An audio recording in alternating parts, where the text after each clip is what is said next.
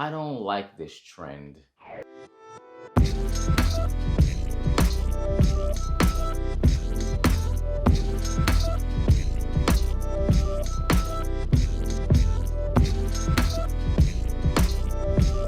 Hey, what's up, nerd fam? This is your boy Gershawn, and I want to welcome you to Enter the Nerd.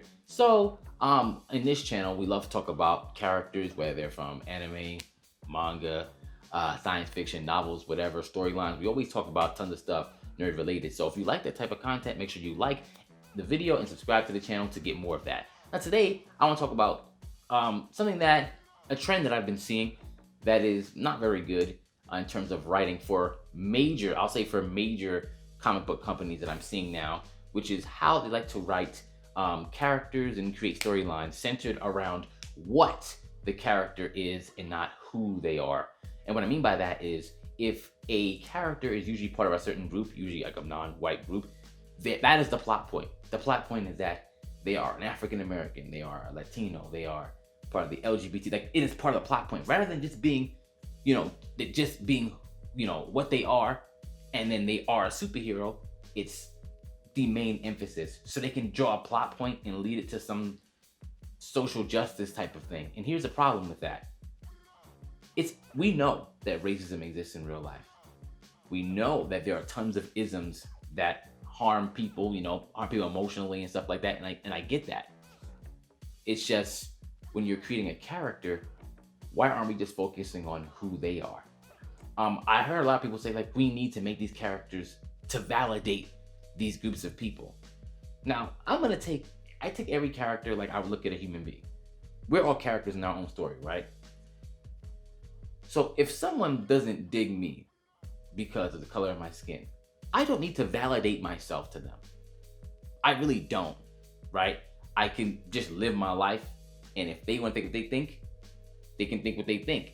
As soon as they feel like they want to do something different, like, trying to infringe on my life, or, try to put their hands on me, obviously that's something very, very different. But in terms of just someone thinking something about me, I'm not even trying to change their mind. I'm just going to live my life. I'm just going to be who I know I could be, not who they think that I am, right? So when you're creating these characters, who a person is doesn't have to do with their skin color, right? But this is something that's happening a lot. A lot of people are viewing this as positive because, like, they emphasize and we're being represented. And it's like, you could just put those characters in these books, have them be great, save the world, or be villains, destroy the world, and that's it. And you don't have to constantly, hey, guess what? I'm saving the world and I'm black. These characters don't have to do that. And there are a lot of people right now who are writing them saying, we have to write characters like this so we can validate them, so these people can feel validated. The constant emphasizing of a genetic disposition. Because let's get this straight, that's what these things are. They're genetic dispositions. They're things that we don't have control over. So it was bad when racists used to place emphasis on skin color. They would go, oh, look at how he looks. He looks different than us. He must think this way. They're like animals, blah, blah. So why is it good now to do the same exact thing, but you think, oh, I'm doing it in reverse. I'm just trying to say that we're not this. You don't owe anybody that. The characters don't owe that. All they have to do is just be great. Make them doctors, make them politicians. You can make them an athlete, make them a singer. They could be whatever they want, and their value is still the same. And that character doesn't have to be burdened with shouldering social justice. They don't have to, right? Now, there are some stories where you could, I guess, put that in there, but you don't have to lead. Like, the character doesn't have to be predicated on that. If you look at me, like, you see me right now, you know I'm of African descent. You understand that, right? I don't have to tell you that. You know that. I live it. It's a lived in experience. But I don't lead with it personally. Me personally, I don't lead with it. I wake up in the morning, I do what I have to do, and no one's gonna stop me from being successful. It is what it is. I really don't care what a person would think, regardless of whether you get my skin color or not. If it's detrimental to me, I'm just going to go the other way. It is what it is. But a lot of these writers think that something completely different. And obviously, even in the descriptions, you see like Superman or Spider-Man. It's like, oh, this is a superhero from Queens, superhero from that. But then like when you hear a lot of these other, if they're either making a new hero or they're reintroducing like an older hero that's like a non-white hero, they're like, this is actually a black this or a Latino this, or this is actually like they're constantly emphasizing the group they belong to.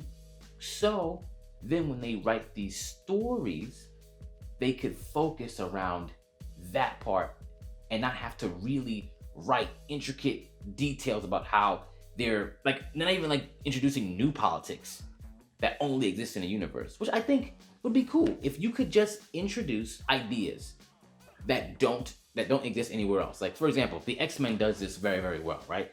X-Men talks about, mutants. Obviously people can juxtapose that to racism or any kind of ism on the planet. But they've taken a step different because not just skin color, we're talking about people who have abilities who can affect people on a level that a regular person can't. Like a regular person with a gun is not going to do what a person who can literally tear you apart with their mind. That's a whole different thing. Now, no matter what a mutant's capabilities are, it does not excuse, or it didn't excuse them from building Sentinels to kill little kids. Nothing excused that. Them trying to build concentration camps didn't excuse any of that.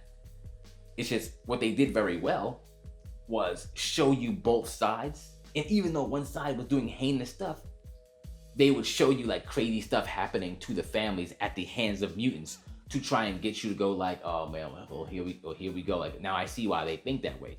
It can still be wrong, but the way they wrote those stories were to kind of not slant towards one way, but to just craft a really good story. When they write these stories, they make people only think if they are part of these other groups, they're only leaning in one direction. People in the world not monolithic. Like you can have 10 people grow up in the same neighborhood and they're not going to think the exact same thing.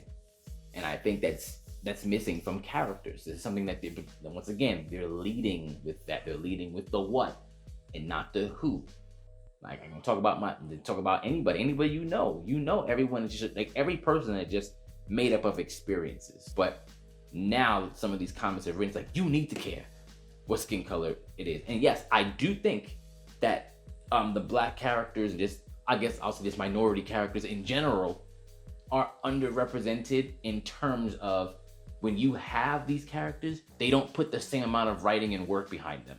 I agree. They do not. They will write them to a certain point, and then now these writers are kind of hacks. Like, well, what else do we do with them? The same thing you did with the other characters. Keep it going. But instead of like working on that craft, these writers are going, I don't know what this. I don't have anything creative to write, so racism. Cause easy.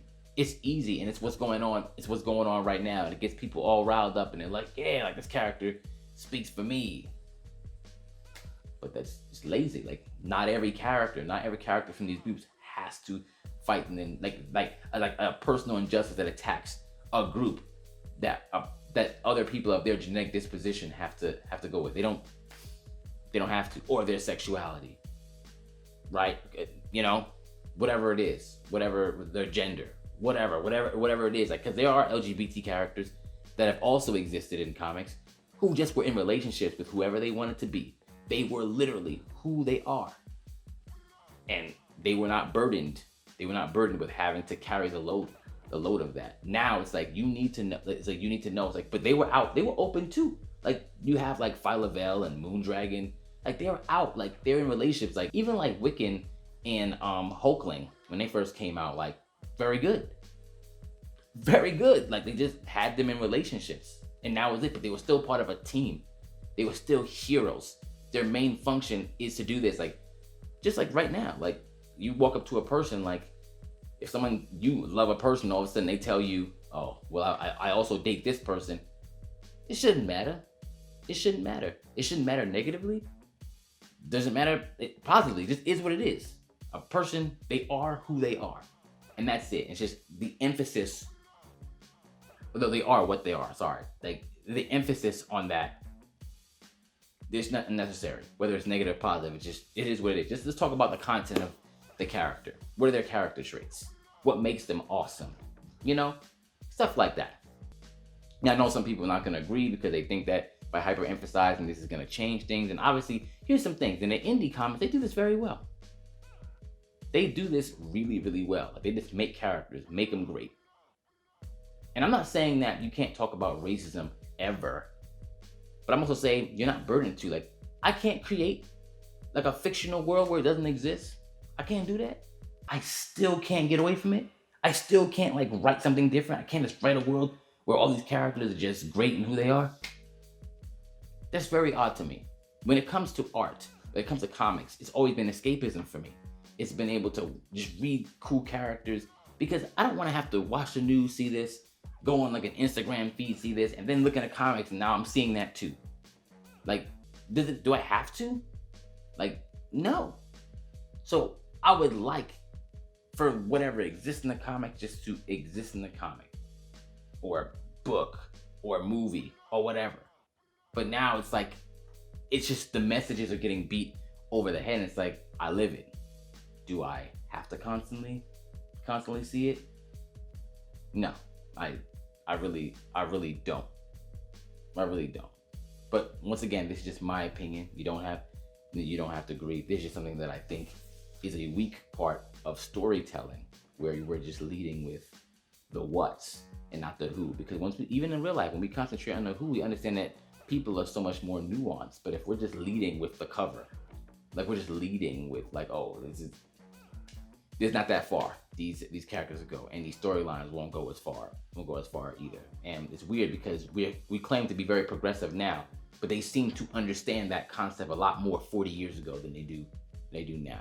It's very odd. But yeah, let me know what you think. You're thinking about it. Like, I'm interested in hearing people think, whether you agree with me or not, and hopefully we can just have a conversation about this without people trying to tear their head off. And if that's what you want to do, that's what you want to do. But just understand, I'm not going to do that in return. All right. So yes, just keep on remembering. Just watch everything you like. Make sure you support the characters that you love, and remember to enter the nerd.